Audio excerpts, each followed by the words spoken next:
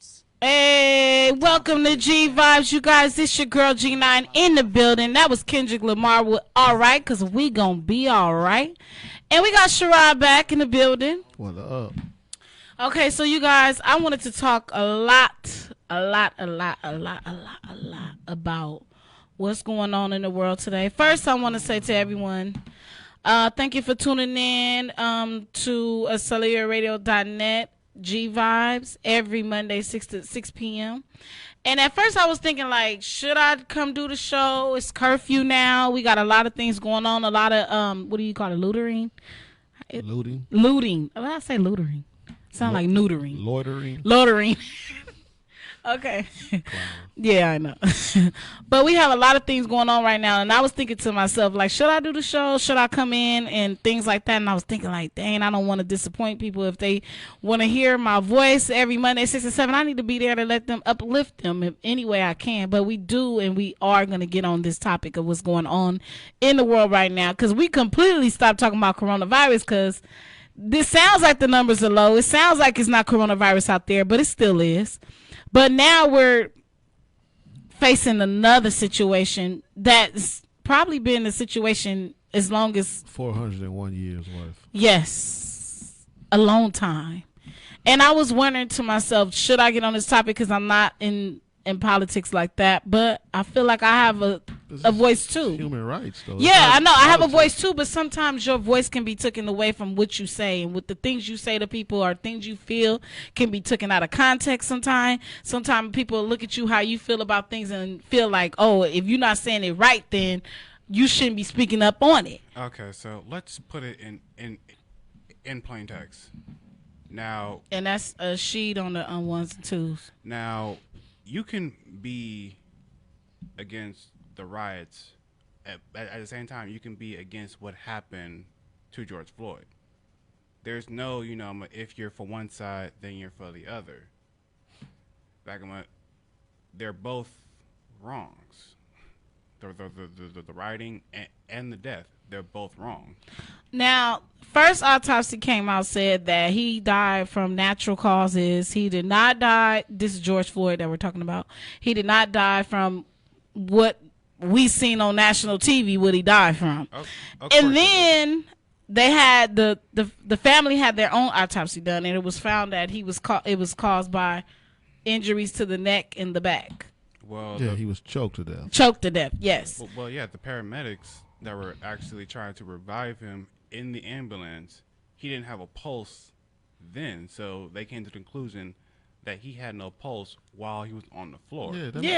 I mean, I don't want you to go watch it, because people. I didn't watch it all. First of all, it's a 10-minute video. We shouldn't, but still, we still shouldn't continue to watch these videos. It desensitizes us. That's one of the saddest videos I've ever seen. Like, George Floyd is a big man. He's a big man. One of his best friends, Steven Jackson, played in the NBA. Steven Jackson probably about 6'5", 6'6". And he actually looked like And Floyd is taller than him. He's a big man. Yes. And for this man in his 40s, maybe close to 50, as he's dying, he calls out for his mother. Who has already passed. Who has passed 2 years ago. That's so sad. To call for his mother. When a man calls for his mother, he's at his wit's end. He turned him back into a child. Yeah.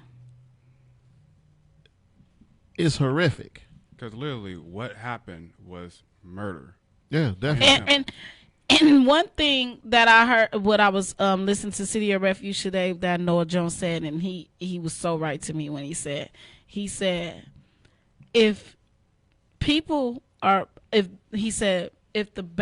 the police are willing to see themselves get filmed and still, the man sat there and stared at the guy with the phone. Yeah, and still put his knee on his neck like that. It's like he felt untouchable. And he felt like that, and that's how he felt in those streets. So imagine how many other men he's done like that. Just check this out. Or people. The police were called because he was suspected to have had fake money. And we always know what suspected mean, like. He was suspected to have fake money. Come to find out, his money was not counterfeit at all. Sad. At all. But it's so telling. Like just like with the other video with the lady Cooper, whatever her last the lady who was in New York when the man was telling her put a leash on your dog. Right. Yeah. By law, she was supposed to. She was trying to do the same thing to that guy. Yes. That was done to George Floyd. She told him, "I'm going to call the police on you and tell them I am being attacked by a black man, an African American." Yes. Yes. And you know the cold part about, even though he's taking this video, it's been many a times where the police have been called on somebody, and they've been taking video to show that they were completely in the right. But when the police get there, they don't care to see the video. Exactly. And you end up like Mr. Floyd. And as a black man, how do you feel about that now? Like, now, I mean, I've been enraged about this kind of stuff for years since I stepped off the porch. Have you ever faced police brutality? Yeah, I have been hit with sticks, the billy club. Like, I've been outside with my friends. We just chilling, right? Remote control cars, and we finished. We standing there talking. And the police just showed up. For whatever reason, we see them drive down the street, down the other end. They go all the way around the block, come down, pull up on us real slow. When they pull up on us, they pull out guns. They snatch us up, handcuff us, put us in the back seat. 3 of us, put us in the back seat. They drive off. When they get around the corner where nobody can see us, the passenger jumps out the car and they just start banging us with the billy club, and they drive us to a rival neighborhood and drop us off. That's like a movie. That's like the movies. That's real life. But that's what I'm saying. The things that you be afraid for your children. You have kids right now that don't know what's going on. You know what I'm saying? They're just angry. And then they're going to grow up with that feeling like you can't be free. You're not. At all. At all. But that scares me too, because my nephew was 7? He's not seeing all this right now, but what if he get of age? He will. And he will see this, and this will happen to him. Like, this could happen to him. Police brutality. And what do you tell your child in that moment? What do you do? As a parent, it's sad that we have to have a conversation with our kids and tell them how to deal with the police. Right. When the police have been trained to kill, they have guns, tasers, pepper spray. They have all of this stuff. But all the things that... But they're afraid of us. I don't even think I think what it is they're not afraid of us. I think, well, you never know. Some people, are. They are very afraid. No, they have to be afraid of us to do what they're doing. And then they know there's no repercussion. That's my whole point. I haven't seen one case. Very rare. And a lot of times when something happens to a cop, when they've done something to somebody, they weren't Caucasian. Right. Right. Because, and did you? Oh, sorry. Go ahead. Right, because a similar case that happened a couple years back, I believe it was Trayvon Martin. Yeah. Similar case, police, the officer who actually, I believe he ended up getting away with it. He ended up getting acquitted. Yeah, Zimmerman. Yeah, Trayvon Martin was Zimmerman. Yeah, Zimmerman. And he wasn't even a cop. He was a security guard. He was for an adult building. He was neighborhood watch. Yeah, that's not a security guard. He was neighborhood watch. All of us in here can be neighborhood watch. Right. We are neighborhood watch. To me, that was that's even just to look back at those things. Like even the Sandra Bland's, it's so many names that we can name. I can name people in my own neighborhood that's been through the same situation. Let me tell you how sad it is today, right? Mm-hmm. Papoose. We all know. Most of us know who Papoose is, the rapper, right? He made a song, A through Z. He had a name. Somebody who had been killed by police brutality. He had a name where he could rap and rhyme. A name for every letter. Every letter. No, that's deep. sad. That's horrible. Sickening. I was listening and I was like, man, that's dope. And then I was like, then it just clicked and I was like, this is insane. Very. This is insane. It's very insane. When you have a literal name for every letter of the alphabet of someone that has been He just only letter he didn't have was U, but he's smart. He used unknown, all the unknown people who we don't know, all the unknown, and it's so crazy because you would think, right? Like, okay, 1992, the Rodney King beating, but we all know Rodney King wasn't the first person to get the crap beat out of him by the police. It just was the first filmed. It was one of the first that was filmed, right? That was out there. And all of this stuff that's going on, America hasn't changed, man. It's just being filmed now. That's the only difference. That's a quote that I seen on Will Smith thing. Everything is filmed now because everybody has a camera and access to the internet in their pocket. And sooner or later, they're going to be telling us that we can't do that because it's getting to the point. Even if, like, anything that we find that can make the situation better or see what people are really doing to us, they take it away. Well, I don't know how far phones will go. Either of you follow on the Instagram or Twitter or whatever. You know, a policy went in place at the beginning of the year where they say they eliminate hate speech, right? Yeah. So now, hate speech, and it comes down to quote unquote fake news. Fake news. But it's at their discretion. Yeah. Right. What they feel. So my page, I could be pro-black, right? Pro-black, where I just put black businesses on my page, or I big up other black people that are doing not good things in the community and stuff. And they will slash you. And they can flag you. And they will flag you. Yeah. Because they say you're promoting hate speech just by me saying black power, Black Lives Matter. Black Lives Matter. That's hate speech in their eyes. And it's sad because and Facebook just changed the actual profile picture of the background from blue to black.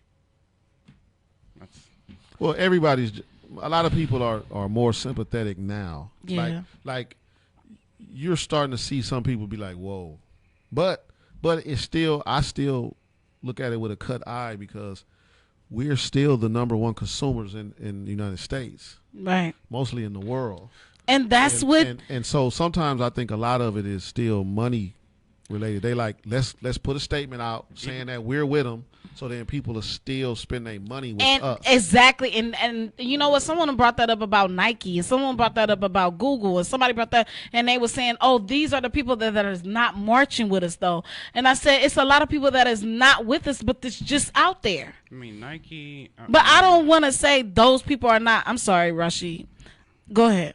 I mean, Nike, if I can say, they're a little bit more on our side than anything else. Well, Nike understands that their brand. Now you gotta remember, Nike was like the last big shoe company. Puma, Adidas, Converse. All these people are out already. Right. Nike was last. They were a running company and they were struggling. Right. And Michael Jordan saved that. And then so they start doing a little better when they did the Air Force One. Air Force Ones came out late 70s and they had a lot of basketball players wearing them. So black people jumped on that. So then they said, okay, going from that, then they went and said, okay, let's try us, and they picked Michael Jordan. Yes. And then that took off. That launched Nike to the power they are. So Nike has always made money off of black people's back. So that's why they be. It's in their best interest to stay pro-black, or act like they with us. Okay, so I don't know if they're with us or against us. We can't even say what company with us or against us. We don't know those people that run the company actually. I'm just stating the fact that they know where they bread. They know where they bread is buttered. Yeah, right. And let's not take away from them. They probably are pro-black. They probably believe in us. They probably think that, you know what a kid said, and I'm gonna take this and we're gonna go to a break now. A kid said on the news as he was running after slashing and cutting up stuff on the news. The kid was running by, and the news anchor said, "What are you doing out here?" He said, "I'm doing the same thing everybody is doing." He was like, "If you guys stop killing black people, we wouldn't be in this situation." And he kept running. He was like, "Duh." He said, "Duh," and kept running. And then the man but he was so mad he even said that. Actually, the guy was trying to ignore him. He was actually trying to ignore him, but he came in. Okay, that was like one of my favorite songs from Tupac. You know what hurts my feelings the most about everything, and this we're gonna get on this for the rest of the hour. It's a lot to uncover. It is what it is. What hurts my feeling about the rest of this is that the situation is that I don't see it. I don't see any real changes to come from it. We see a lot of people speaking, but nothing is being done. And my question is to even y'all, like, what can be done to fix this situation? What can we do? Fix what situation? The police brutality. To get freedom? Yeah. Or will we ever reach it?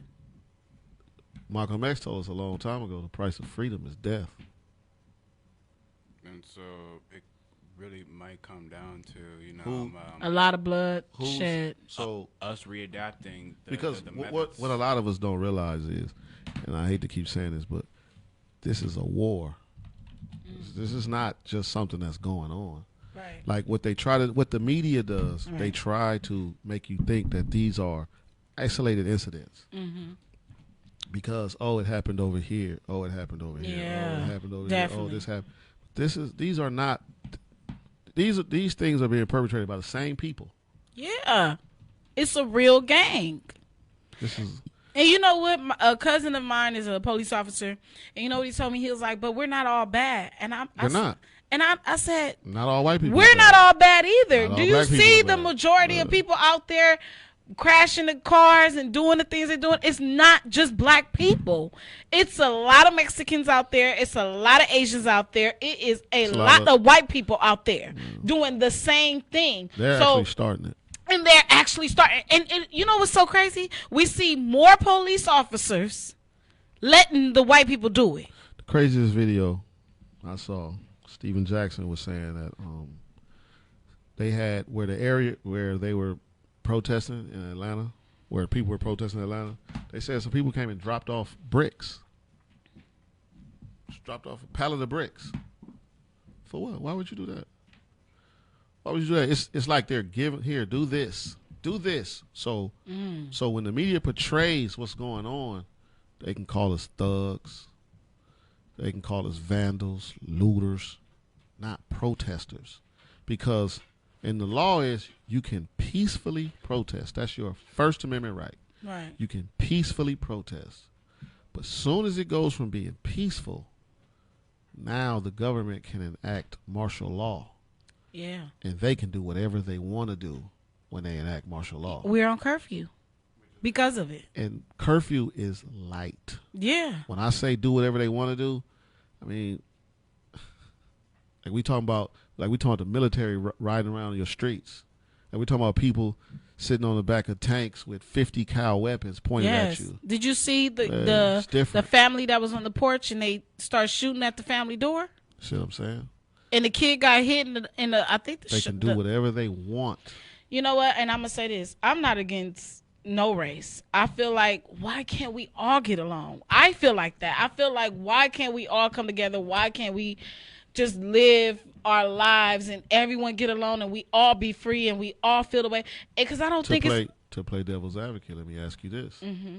Okay, now you asked that. Why can't we just go? Because you're actually not in a real position of power, right? Right. Now, the people who are in positions of power, who use their privilege, right, to gain wealth, gain property, to get things to be ahead of you, why would they want to share that with you?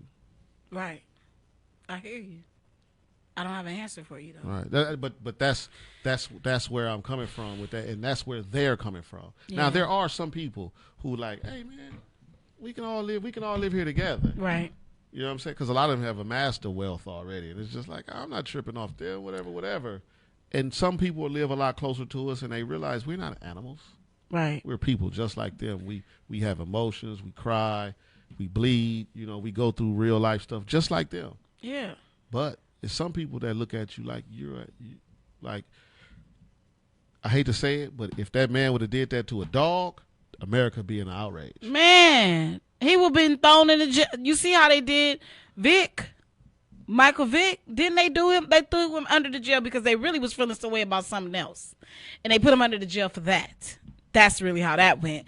But I just want to make that clear that I'm for every race. I hang with every race. I hang with a majority of black people, but I literally grew up in the Mexican community. I grew up hanging out with different races, but I never went through anything racial growing up until I was an adult. Because a lot of times you don't recognize I don't recognize it. You know what I'm saying? I could have been through something and I didn't recognize it being a kid and not knowing. You know what I'm saying? And sometimes we shelter our kids from knowing these certain things, but we should always at least let our kids know what's going on. Not to the extent where they seeing this abuse that's going on national TV, but let them know as they grow up. I don't think 5 or 6, whatever age they are able to understand. Right. Talk to them about it. Like me, my house, I grew up, my father, we was pro-black. But what people don't understand, what they want to make the narrative is that being pro-black means you're racist. Yeah, and it's not. Well, first of all, I can't be racist if I can't control you in some kind of way. I don't have the power to stop you from getting along. So therefore, I can't be racist. I can say some harsh things about you. Mm-hmm. But I can't oppress you. Right. I can't oppress you. Now, but being pro-black don't mean I'm anti everybody else. Exactly. Why can't you love your own people? It just means that I'm not going for nothing anti-black, though. Let me tell you something that was said on social media. A lady said, when someone said Black Lives Matter on her post, and they reposted it, and then a Caucasian lady said, all lives matter. I'm tired of you guys using it like that. Well, and she turned around. She turned around. She said, why are you singling out that? Why are you making it like I'm saying I'm against you? Right. Why can't I just say my life matters? You know why? Because that's somebody. I think Vanessa Bryant did that. That's somebody who's oppressing. Yes. That's somebody because anytime somebody, just like a bully, right? Yeah. It's like a bully. Anytime you say something that the bully don't like, he's going to try to step to you. How did your parents teach you how to deal with a bully? Eventually beat their ass. You don't even have to win the fight. But stick up for yourself. Gotta fight back. But that's what I'm gonna say on that. You know what, Little Nas? Lil Nas X? Yeah, that's his name? Yeah. He said something like that. He said, you could be this is a bully, this is the same scenario as a bully. It is. A person could keep picking on you to you.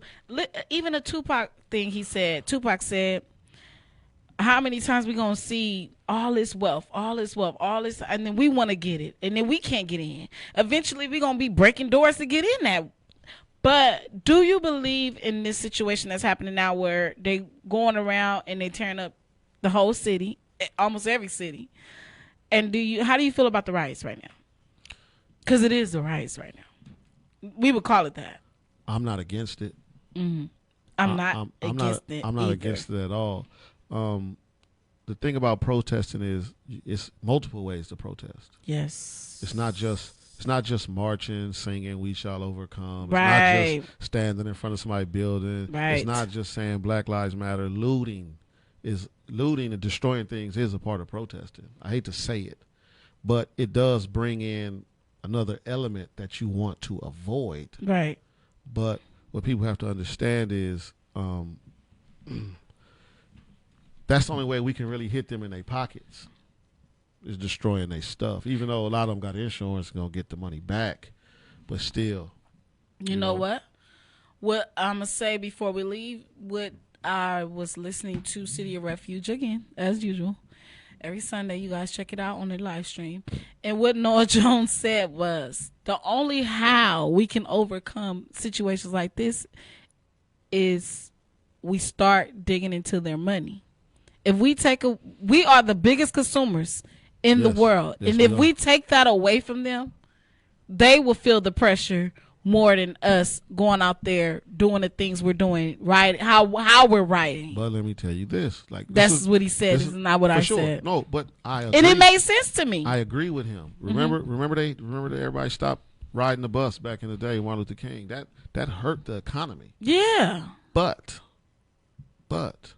you have to remember, just because you stop spending your money with them and you hurt their pockets, right? There's going to be retaliation for that as well. Right. So you must understand. You must understand. For every action, there's a reaction, right? So even though we may be doing the right thing and starting to spread our money amongst ourselves, remember they bombed Black Wall Street. And then everybody only talks about Tulsa, Oklahoma. There was another place where black people were very prominent around the same time in Durham, North Carolina, which is now called Tobacco Road, which is the 2-mile stretch between North Carolina University and Duke University, where black people owned churches. They owned the church. They had the barbershops. They had the hospital. They had the banks. They had everything there. Right. And they came in the middle of the day and just started shooting men from 18 to about 45, 50 years old, just killing them and letting the old men, the women and children, and they sent them south. So just know, if that's what we do, remember, it's not just going to be cool. It's nothing new under the sun. So you guys, back to G Vibes. It's your girl G9. This is a special episode. We're talking about what's going on in the world right now. And I want to read off what people are feeling right now. And I'm going to start with something I've seen on social media. A lady said, torn between needing to stay present and connected so that I know exactly what's going on, and needing to unplug and to catch my breath because I am extremely overwhelmed.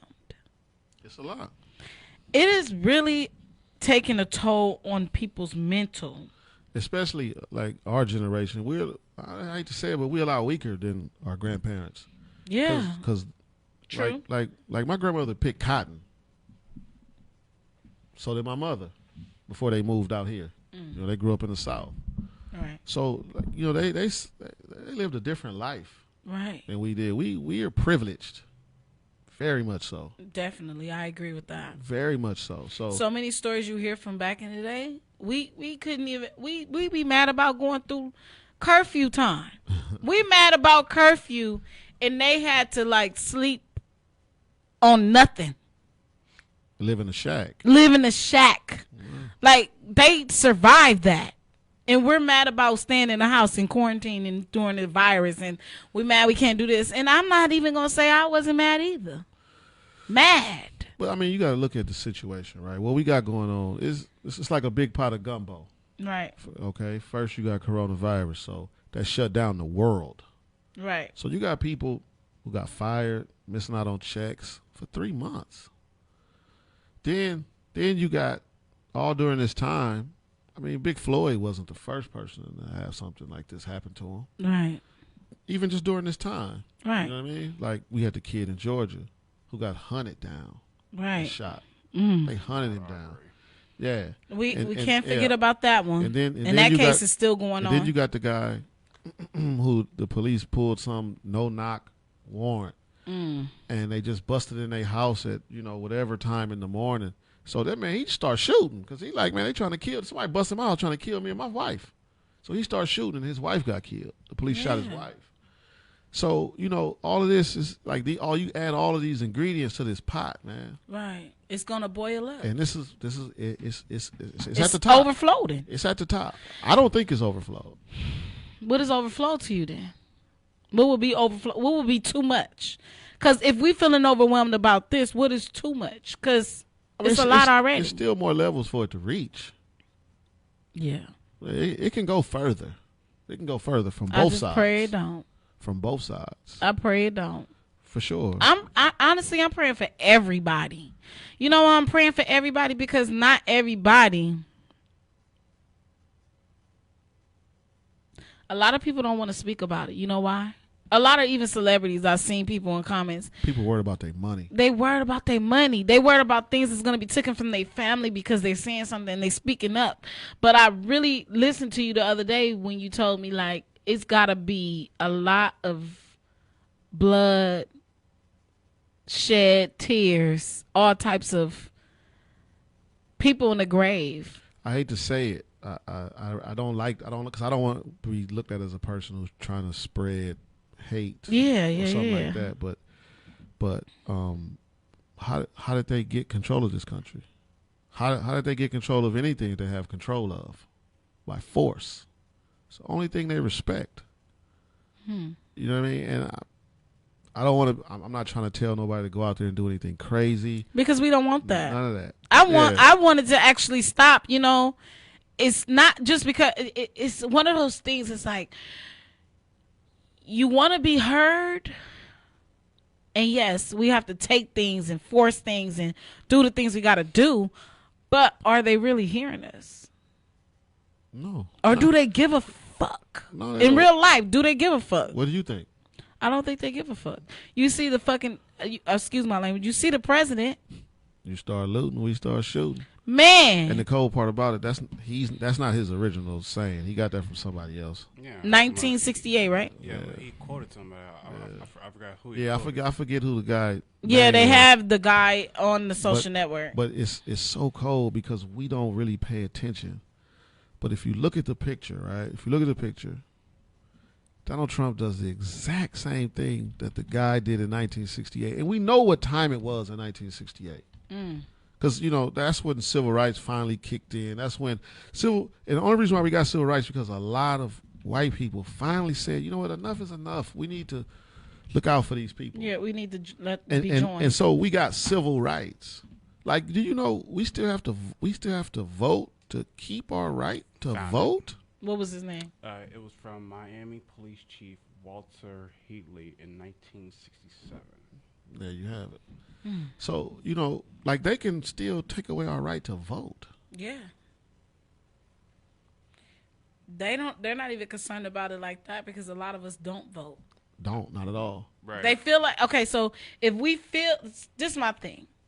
A lot of us feel like our word is we're not going to get what we want anyway. Well, because the problem is we don't, first off, we need to learn the system. Yes. We need to learn the laws. The president doesn't affect us per se as much as your governor and your mayor does. The people your local elected officials can make more change for you than the president. And you can remove your local elected officials if you don't like what they're doing. And that's why a lot of our leaders we don't have a lot of leaders right now. We got some substitute teachers. Yeah, we have people that's out there that's speaking about it, but we don't have. But we have an example. Frontline leaders like we had back in the day. We have an example though. We do. Atlanta is our example. When you look at Atlanta, I mean, people see. That's why I hate the show. That's why I hate the Atlanta Housewives and all that love and hip hop in Atlanta because it's showing you the stupid side of Atlanta. Atlanta has more black entrepreneurship, more black ownership. The mayor's, you know what I'm saying? The mayor's black. Like they almost had a black governor, you know, but you know what time that was, you know.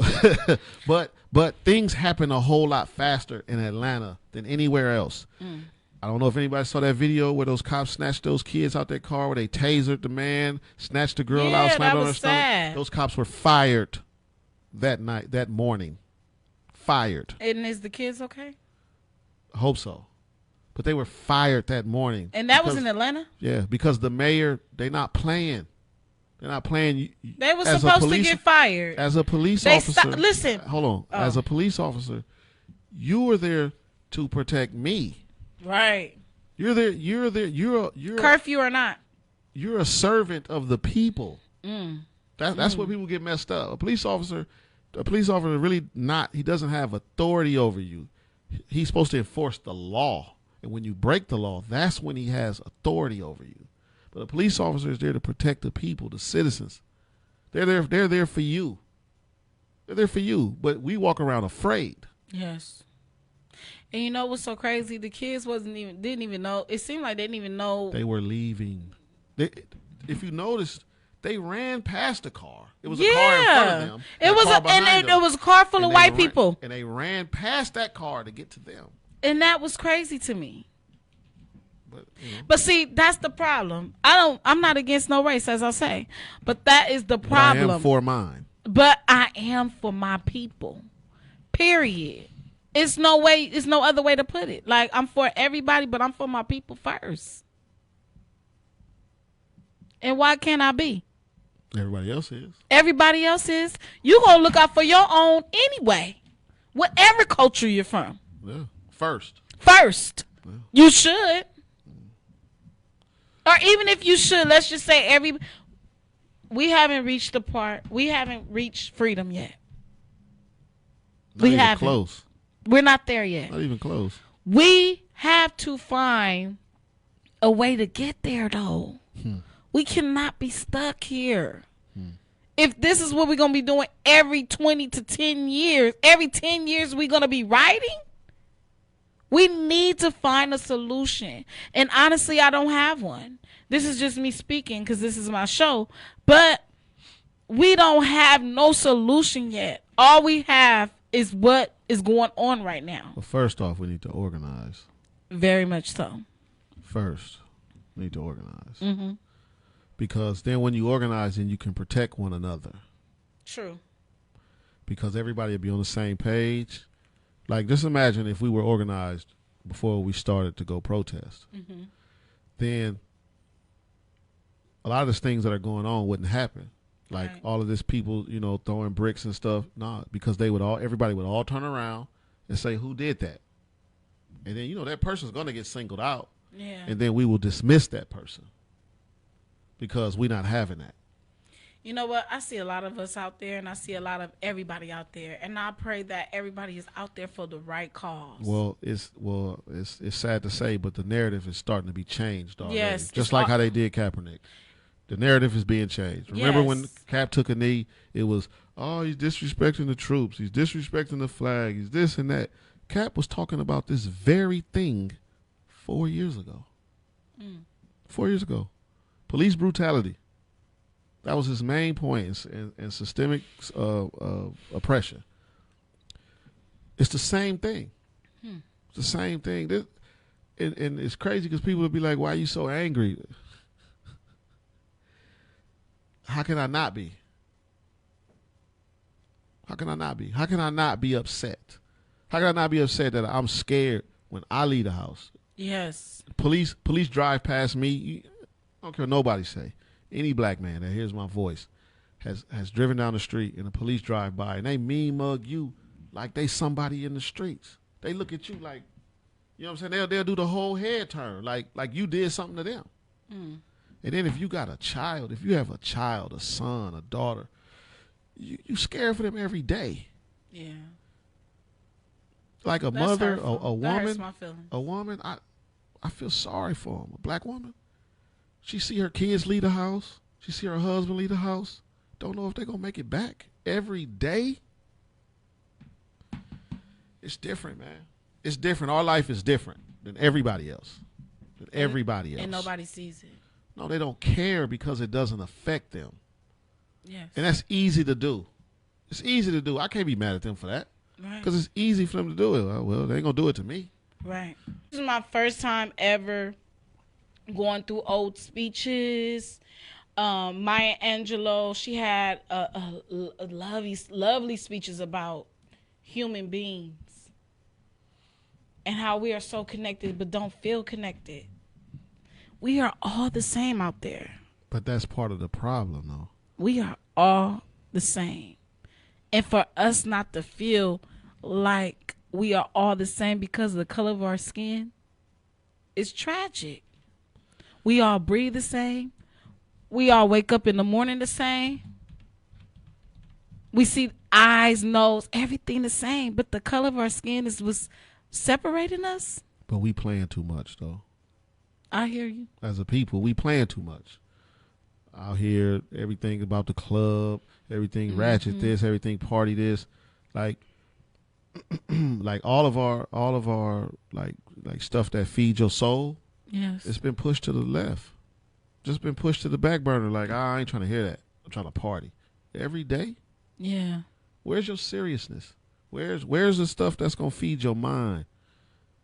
Yeah, I hear you. Like, and I'm gonna read some more things that somebody said because we got about a few more minutes. What we got, like 3 minutes, Rashid? And someone else said their current mood is, if the convo isn't around change for the betterment of Black lives, I'm just here for it. Mentally, emotionally, physically. I think I've checked out. That's a problem too. So if nobody's talking about, so you just gonna sit there basically. If nobody else is initiating it, you just gonna sit there, then you're part of the problem.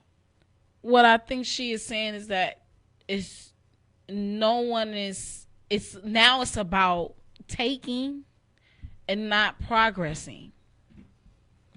Like I said. So she's checked out of that situation. She and some people can't be on the front line. I give it up to everybody that's out there. For sure. 100%. I give it up for the white people that's out there, the black people, everybody that's out there for the right cause. Right. I give it up to you. For sure. You keep going. For I sure. can't be out there every day. I can't even be out there. I have stuff I have to do. And no, I'm literally telling you, like, I have to go to work every day, and that is no excuse. We go out there for our people, but I'm going to support you. No, I'm not out there. No, I'm not out there doing what everybody is doing and protesting and stuff like that. Even the peaceful protest, everybody. I'm not out there, but I'm with you. Yeah, big ups to everybody who was big out ups there. to every Everybody's single out there person. for the right thing. Everybody that's out there for the right thing, bigs up to you. Everybody, every woman, every man that has came and had something to say that was positive, that will get us to our next level, I give it up to you. I appreciate you. And I want everyone to know that Black lives matter, all lives matter, but I'm going to just say this one thing. We have to, as people, figure out what is next for us. The real change, the real freedom of our people and of everybody. And on that note, I'm going to leave. This is G Vibes. Make sure you check in every Monday, 6 to 7 p.m. Sherard, you want to say something? Leave us with something? I love y'all. I love everybody out there, and make sure you go in the house because we got curfew, y'all, and we do not got time to see nobody on the news because of some curfew situations. Make sure you check out my Instagram at GVibes. Make sure you tune in every Monday, 6 to 7 p.m. Have a good night.